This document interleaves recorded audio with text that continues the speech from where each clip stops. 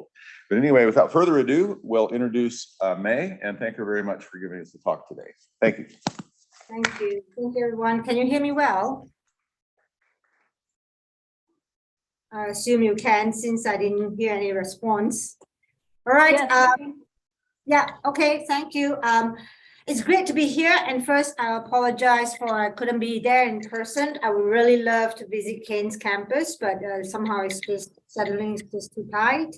I would like to also thank Hugo and colleagues in TESS for inviting me to this talk. And I do hope in the next 40 minutes, 40 minutes, you will gain quite an insight into the environmental outcomes of the China overseas foreign direct investment in Southeast Asia. And this stemmed largely from my years of research in Chinese investments in overseas context. First started with Africa and then subsequently moving into Southeast Asia as well with the onset of the Belt and Road Initiative. Very quickly, this is the outline for my presentation. First, I'm going to talk very briefly about the importance of the ASEAN region, especially in terms of overseas investment for the Chinese country, for China. And then I will move very quickly into the research framework and what am I really trying to do here in this paper. I'm looking at 3 case studies from different sectors, using them as very detailed case studies to demonstrate the differential environmental outcome from 3 very different sectors. I'm looking into Cambodia in terms of the Kamchay Dam, a renewable energy project, hydropower project. I'm also going to look into Malaysia, the forest city, which is again another very interesting project very near to Singapore. It is a huge property development project, just like right across from the Straits of Singapore. And then we're also going to look at Vietnam, looking particularly at the industrial park, the Longjiang Industrial Park. This is mainly about construction and subsequently manufacturing sector situated within the industry park. And then I'm going to just provide some preliminary conclusions and throw out some questions to stimulate, more intellectual discussion after that. So very quickly, we all know how big ASEAN is, the Southeast Asian countries, 660 million with, which is 8.5% of the global population. 8.5 in terms of GDP growth in the last year. World Bank Doing Business report reported that, in terms of ease of doing business in these 3 countries in Southeast Asia, in the whole of the world, Singapore ranked 3rd as the easiest country to do business in, followed by Malaysia, which is the 23rd, and Indonesia, which is 122nd. More importantly, the China outgoing investment, Southeast Asia top 20 of them, Singapore ranked 5th, followed by Indonesia, Malaysia, Laos, Thailand, and Vietnam. So you can see quite a lot of Chinese investment actually goes into the ASEAN region. This region is also very interesting, partly, Singapore is in ASEAN, but also it's very close to Australia. It is with very stable GDP growth and a young population as well. And there's huge desires in these different countries in terms for infrastructure and renewables, especially in the context of COP20, upcoming COP28, and climate mitigation.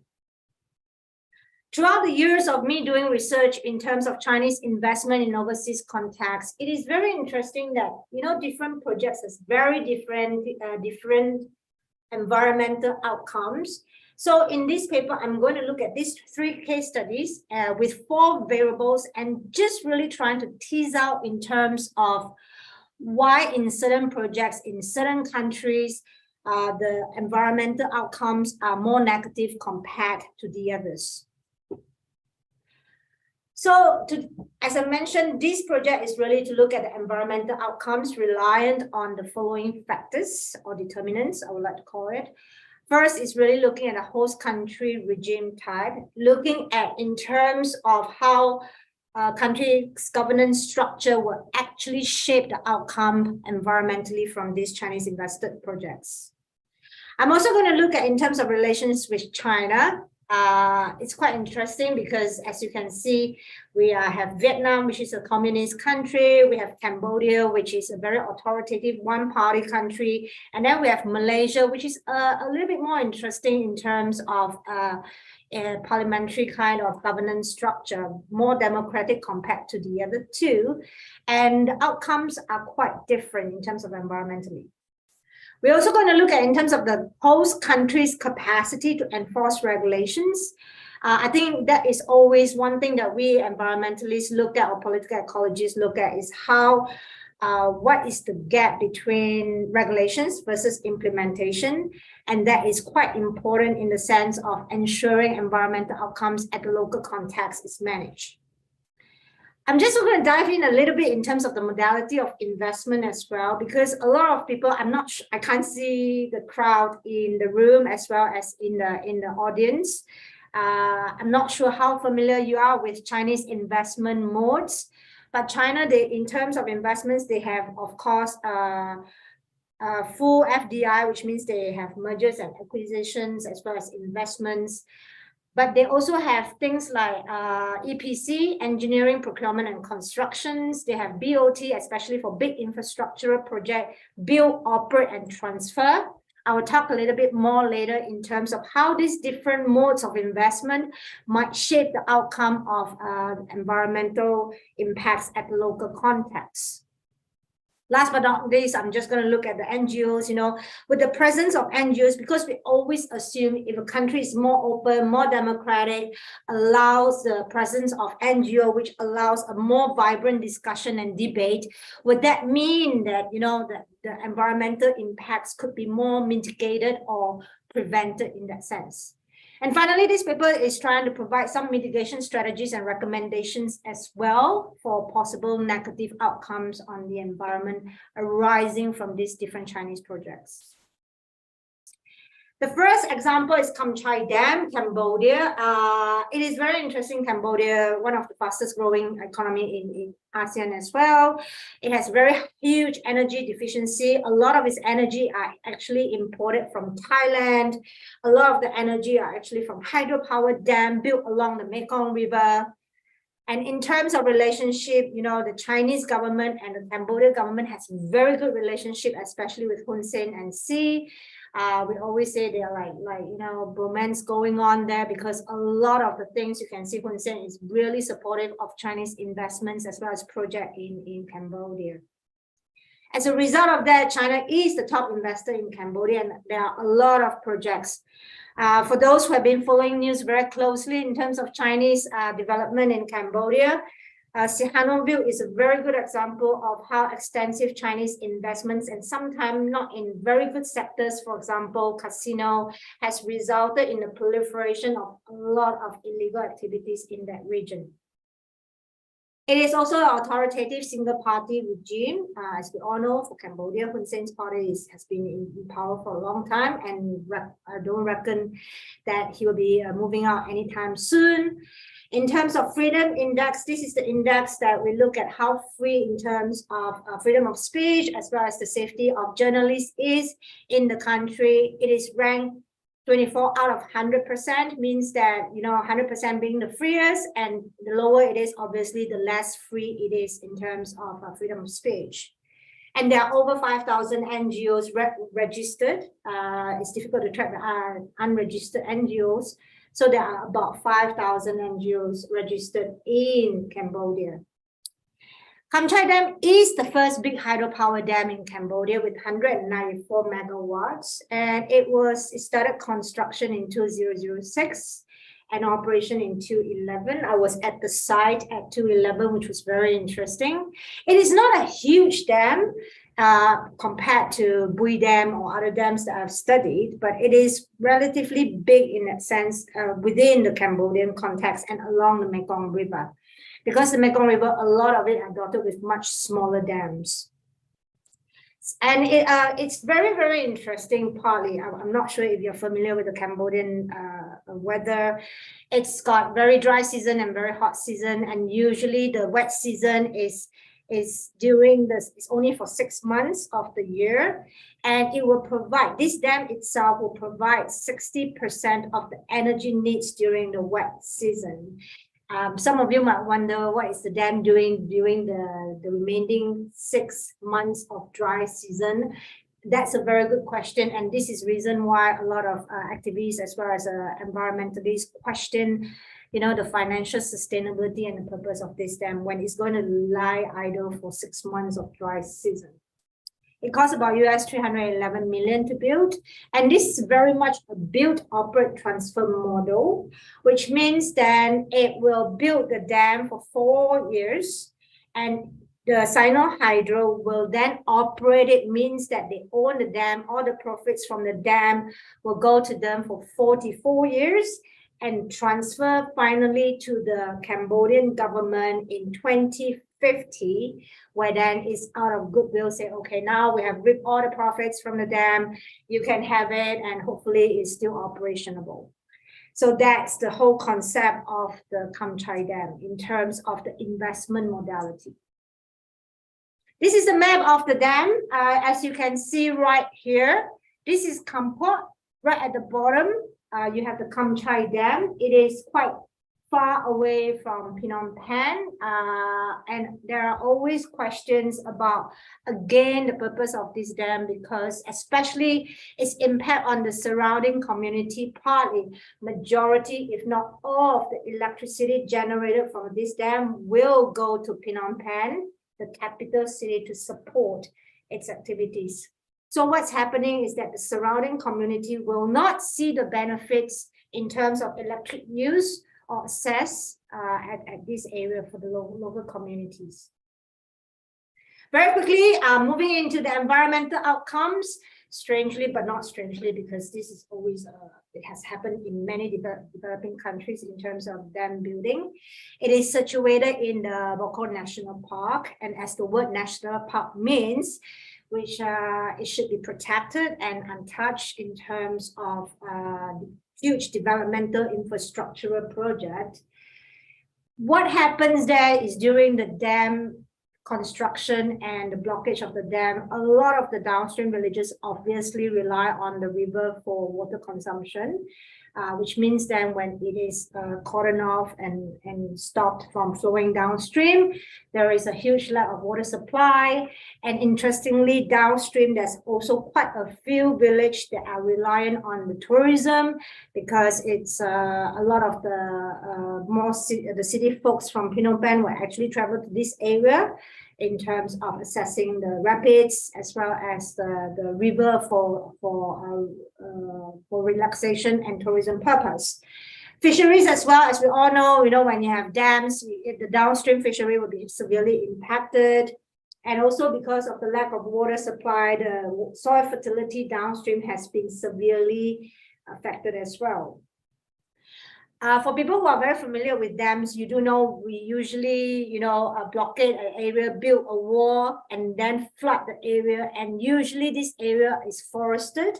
So what happens is that when you're flooding forested matter, it starts to decay, and as a result will affect the water quality when it's released down in downstreams into the river as well. And obviously flooding a whole huge plot of land in terms of dam building. Obviously, we have biodiversity loss, whether is it of tree species, to animal species as well. And one thing that's very, very interesting in this area is that a lot of the villages are actually quite reliant on the previously not flooded area, but then now flooded area, in terms of its forestry, in terms of its byproducts, fruits, in terms of bamboo, etc., partly because these communities, they are bamboo handicraft community. A lot of them will go into these areas to harvest the bamboo, and then subsequently, as you can see in this picture, build them into beautiful baskets for different purposes as well as for tourism too. So what happened here is not just environmental outcomes, but a lot of the social and cultural impact as well arising from the Kamchay Dam. While I was studying the dam, obviously, you know, we work with governments, NGOs, et cetera, and we realized in terms of governance, in terms of regulations, there's a lot of EIA violation, you know. Yes, there was an EIA conducted. However, there's a huge lack of public consultation, which should be part of the process. And in fact, the EIA was conducted, yes, before the commencement of the construction. However, the project just went ahead and start construction without approval. It was only approved after the construction commenced in the Kamchay Dam case. And in the EIA, which I scrutinize very closely as well, is that there is this lack of EMP, which is the Environmental Management Plan. It is basically a mitigation plan that's put into the legislation that all EIA should have in case there is negative environmental outcome. And a detailed plan should be put in place demonstrating how the company or the different agencies will put in place in terms of mitigating the negative environmental outcome from the project. Just now I mentioned about different ways, different modes of investment. You know, it's very interesting. I've started studying Chinese investment in projects in overseas since 2006. And that's where the very first, you know, foray of the Chinese companies into Africa. And I've seen how the mode of investment has evolved from time to time. It first started with the build, operate, and transfer, where the Chinese companies will go in, build the whole project. It happens in a lot of African contexts, and then they will operate it, and then they will transfer to the local government out of goodwill. And then subsequently, because they realize then it takes a much longer time in terms of staying in the host countries. So a lot of Chinese investment companies or building companies, construction companies, they move towards the engineering, procurement, and construction, which means that they will provide all engineering expertise as well as materials, and then they will construct the actual project, be it a dam, be it a railway line, be it roads. And once it's constructed, they will just hand over the project to the local government. But obviously, it's a very transactional. There's in terms of the investment, it's more like a bidding and subcontractor kind of relationship. So there's no direct, you know, involvement or so-called embedding in the local society for a long time, or local context for a long time. More recently, we heard a lot of public-private partnership, where the government then starts to engage private companies, some of them very large in terms of long-term investment, JV model kind of development for Chinese companies. And we will see this in the last case studies, which is the Malaysia one. I'm just going to show you a very, very quick video, and which will help you to understand a bit more in terms of different modalities and the kind of impacts that it will have on the local context from this Chinese investment and Chinese projects. So just bear with me. I hope this works. Singapore's humidity is one of the highest in the world and can rise up to a shocking one. Okay.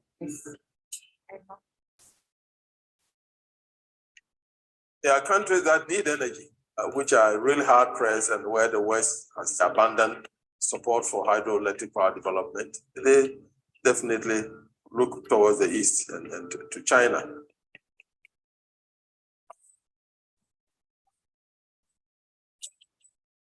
The world faces two main problems in terms of energy production. The first one is the fact that 1.3 billion people all over the world do not have energy access. And the other problem is that we need to provide them with clean energy to mitigate the climate.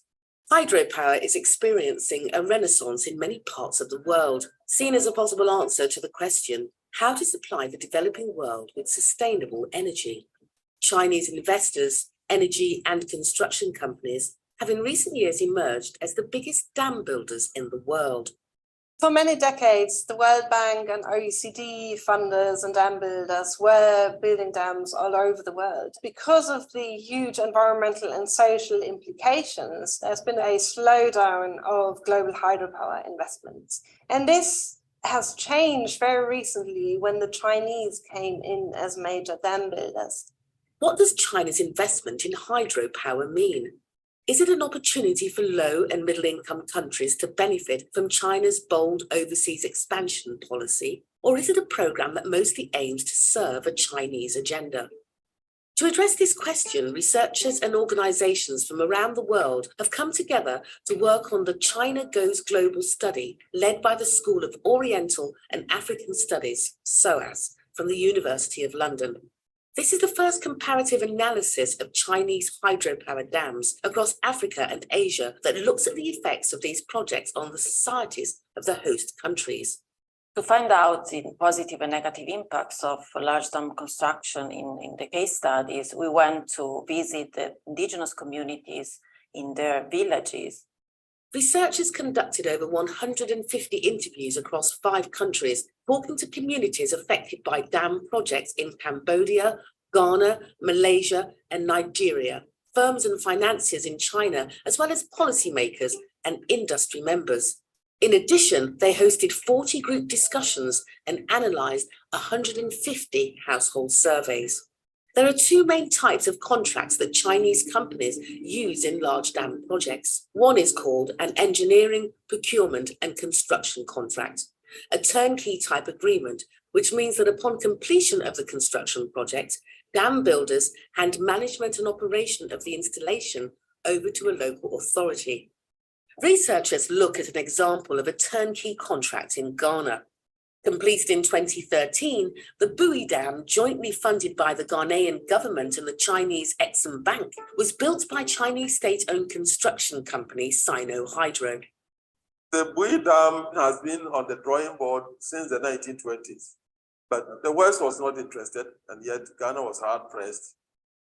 The Bui Dam project brought better infrastructure, opportunities for new jobs and skills in construction, and above all, greater access to energy for millions of people. But this came at a cost. The Bui Dam sits in a protected area, the Bui National Park, up to a quarter of which was destroyed.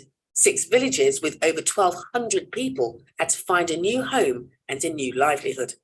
They've been moved to a new area where they have had to encounter severe shortage of land and the poor nature of the soils. That has affected their livelihood activities in terms of farming. Fishing also, the communities directly affected have suffered in terms of where they are, and it becomes difficult for them to access the lake. Since the construction of the dam, illegal mining deep in the heart of the national park and logging and fishing has increased, and this is a major environmental issue. The local communities are criticising the government for their poor oversight. The project calls for a shift away from big one-off payments to people affected by large dam construction towards long-term compensation, as well as supplying farmers with pre-planted plots to replace their former lands to avoid delaying their crop yields. The other type of arrangement that Chinese firms frequently use is a build, operate and transfer contract, which sees Chinese engineers build the dam and then run and manage it for a number of years, sometimes decades, before transferring control to the host country. Researchers look at an example of such a contract in Cambodia in the case of the Kamchay Dam, which was likewise co-financed by the Chinese Exim Bank and built by Sino Hydro. As with the Ghanaian example, the Kamchay Dam improves supply of energy, but while the cost of electricity has gone down, many communities closest to the dam remain cut off from the grid, unable to afford even the connection fee, while most of the electricity is used to serve the energy demands of the capital, Phnom Penh. Even though nobody was resettled, the livelihood was immensely impacted. That is because they lived on the forest. They go to the forest and harvest the products to sell in the markets.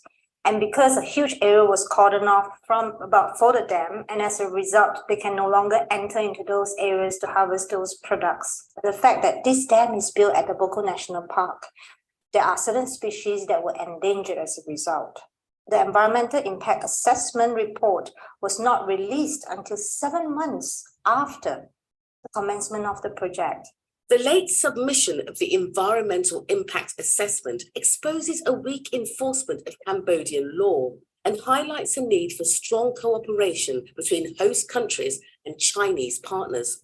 It's really important to understand that in the end, it doesn't matter whether the dam builders are Chinese or they're Italian or they're Brazilian or they're Thai or from any other country. But what really matters is that the outcome of a dam building is quite similar, never mind who's building the dam. But what we're really seeing is that the role of the national host government in Asia and Africa and elsewhere in the world is really important. Some of the environmental and the social implications can really be mitigated by having a strong local government.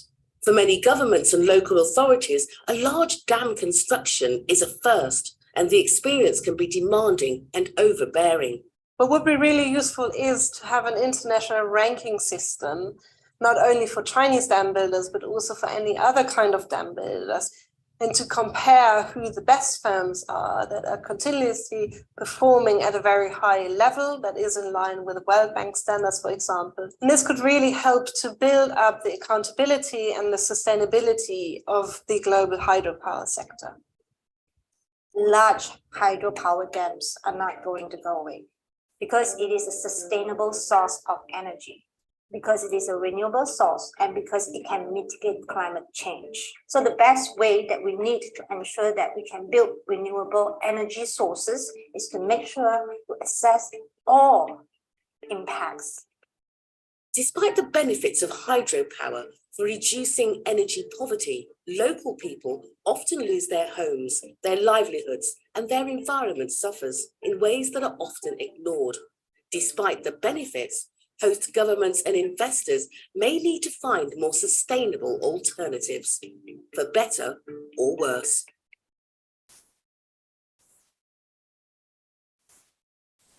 All right, back to the slides. Happy to take any questions after the presentation.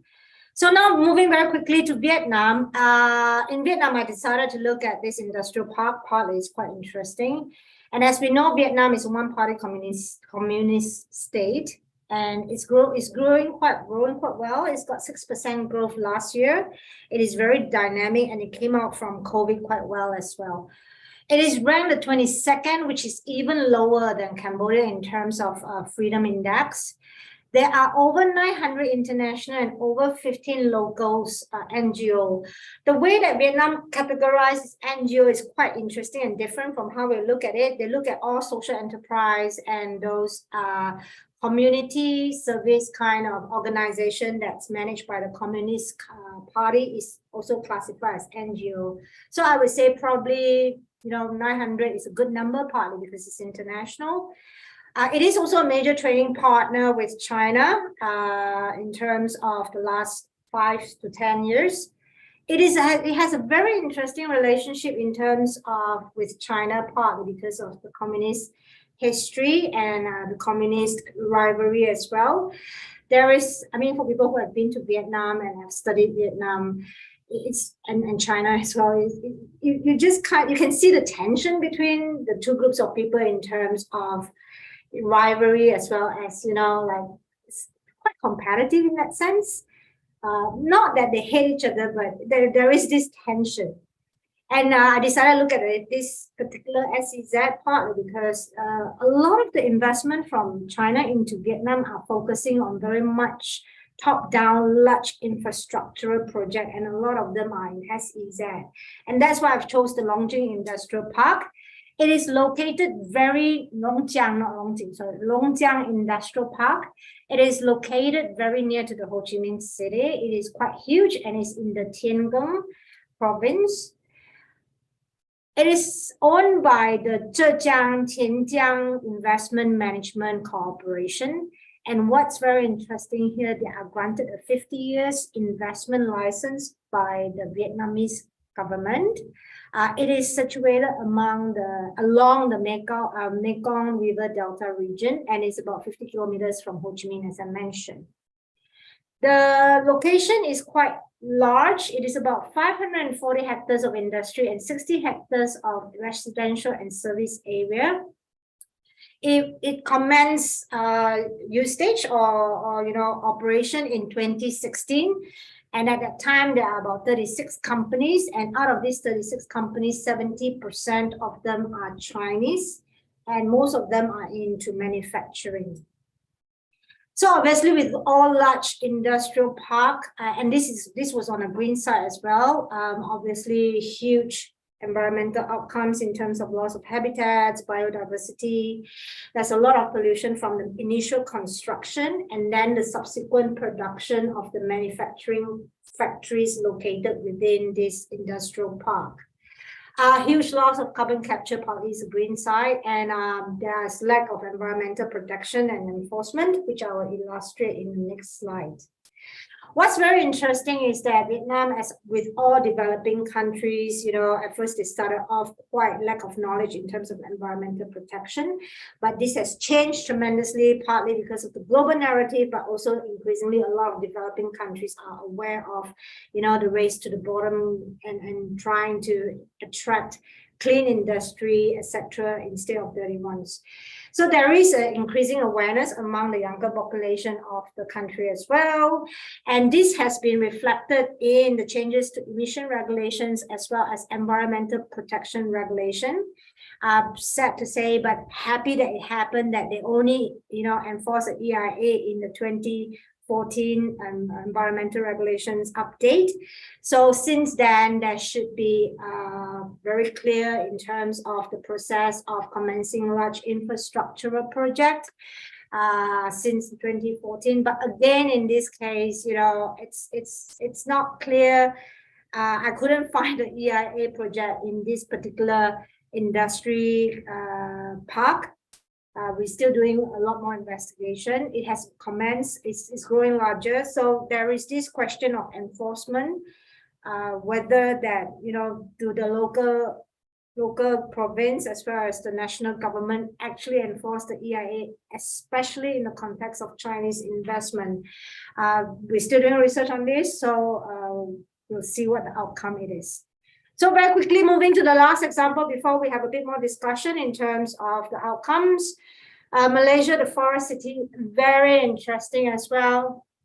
It is Malaysia among the three countries is the most developed in terms of GDP, and Chinese investments in this country are mostly top-down mega projects as well. Malaysia is a federal constitutional monarchy with a democratic, inverted commas, party system. In terms of freedom index, it's much better compared to Cambodia and Vietnam. It's ranked 50, and there are over 45,000 NGOs registered in this country. In terms of relationship with China, I would say it is rather unstable and testing between China and Malaysia, partly because of the very fast and unstable political changes and, dynasty swinging from one side to the other quite quickly with a lot of scandals, and also due to the geopolitical tension, partly because of the South China Sea. And it is also marked a lot in terms of corruption and political scandal within the country, which makes it a bit more difficult to maintain or sustain, active and proactive relationship with the Chinese government. Forest city, very, very near to Singapore. I'll show you the map in the next slide. It is owned by the Country Garden Pacific. It's a joint venture with Iskandar Esplanade, which is again, it's a government-linked kind of company. It is one, and for China, the Country Garden Pacific View, it is one of the biggest property developers in China. This is very interesting. It is considered the biggest Chinese finance urban project outside of China. It costs about 100 billion to build. So that's a huge sum. This project is a mixed-use development project. It's got this. Here's the interesting part, 4 artificial islands along the Johor Straits. Which means this island, they do not exist at all. There's this huge reclamation projects to build these 4 islands, which is then structured in a very different use from residential to golf club to water park, etc., etc. It announced in 2014 comments, and they want to build free offices, malls, shopping malls, international school condos, villas, water park. Later, I'll show you some pictures. And they are very, very keen to become a sustainable and smart city. In fact, go to their website, look at, in terms of what they have done, they are probably one of the very few cities, in terms of receiving award for being green and sustainable, which really makes me question, how this whole award industry for cities and for built environment, the reliability and how they actually give out these awards. So you can see, this is the connection. We have Singapore right there. It is very near to Singapore. You can see these little green dots. Let me see. Okay, yeah. This is where the 4 islands, artificial islands, are constructed, very close to Singapore. So one can already sort of envisage the kind of challenges that it might have in terms of transboundary issue. And obviously, with this, it's even more, I wouldn't say, the environmental outcomes is even more, mind-boggling, partly because of the reclamation. And we all know that reclamation has huge destruction to the local the biodiversity as well as the context.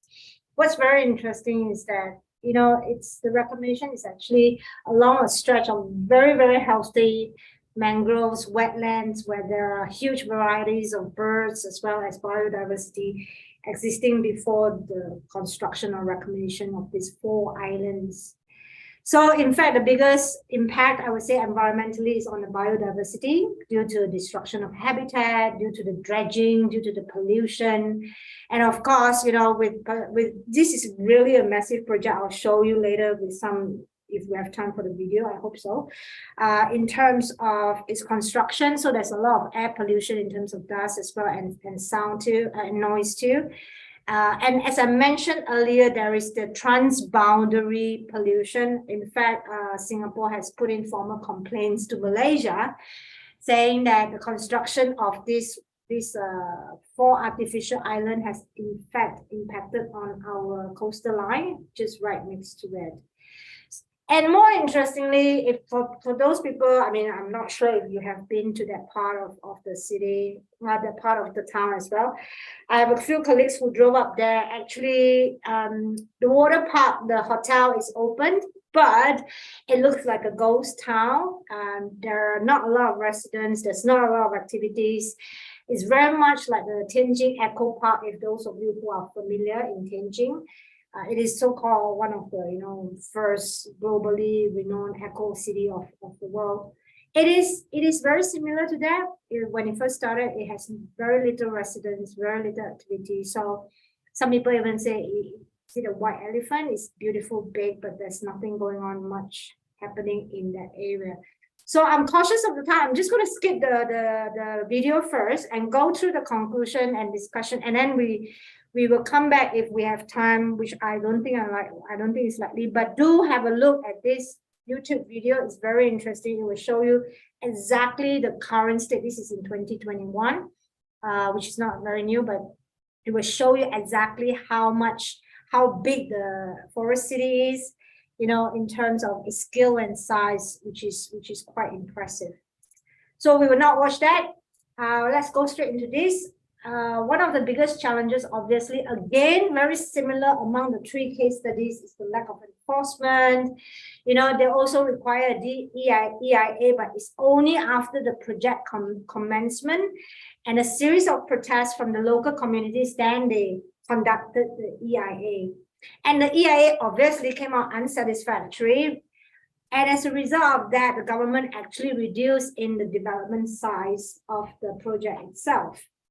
Again, post-construction pollution and environmental impact has not been mitigated, even after the construction of these islands as well as the project.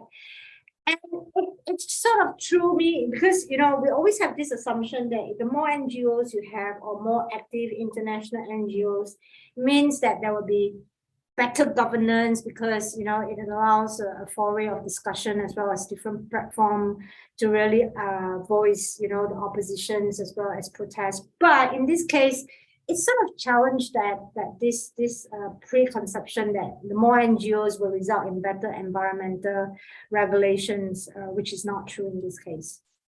So very quickly, preliminary conclusion. I just want to make it very clear, yes, there are positive impacts from Chinese overseas direct investment in terms of job opportunities, in terms of economic development, in terms of infrastructure access, etc., etc. However, there are also quite substantial negative impacts, not just in environment, but also socially and culturally. One question that I really want to investigate, which I sort of assume that, you know, the amount of NGO and local leaders in terms of their influence will actually help to mitigate environmental outcomes or impacts, but in some cases that's not true.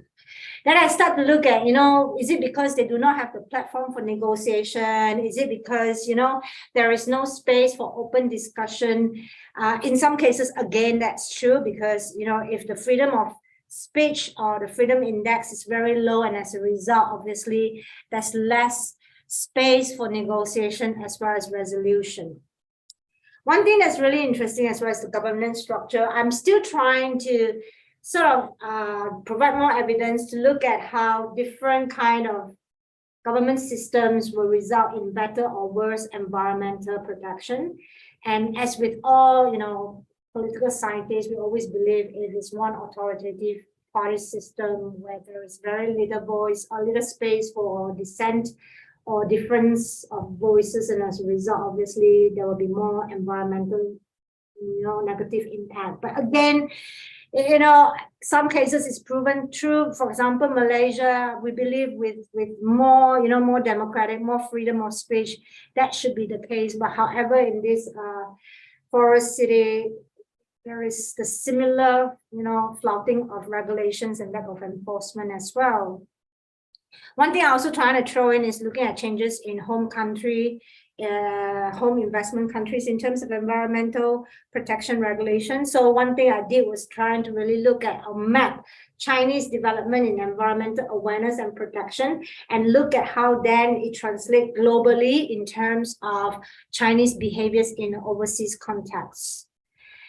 As I mentioned earlier just now, I used 3 very different sectors ranging from energy to construction to property development. One thing that is consistent, if you have observed, is that they are all large infrastructural projects. That is partly because size does matter, size and scale does matter.